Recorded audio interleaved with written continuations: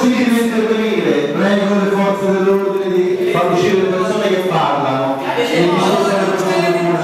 State buttando fuori la popolazione di Parma che diceva il genitore, vergogna! Non è questo intervenire. Quando si fanno le promesse in campagna elettorale poi si mantengono! Intervenendo.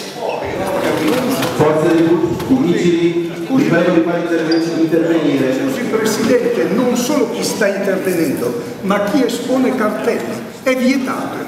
E quindi Quello che stiamo in democrazia!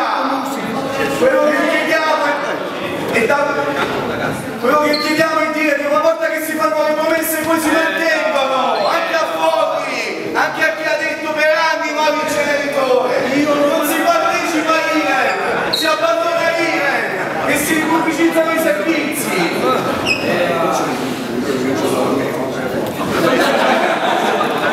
Grazie, questa è la risposta, volevamo proprio questa la risposta. Questa è la risposta che riuscite a dare, grazie.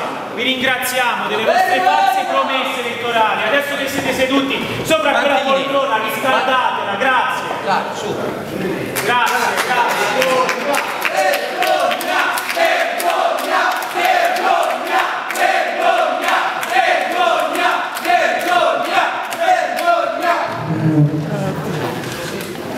Il nostro è il lavoro più bello del mondo, cazzo. Solito commentatore e agitatore. No, io non c'entro, in questo caso sono proprio osservatore puro.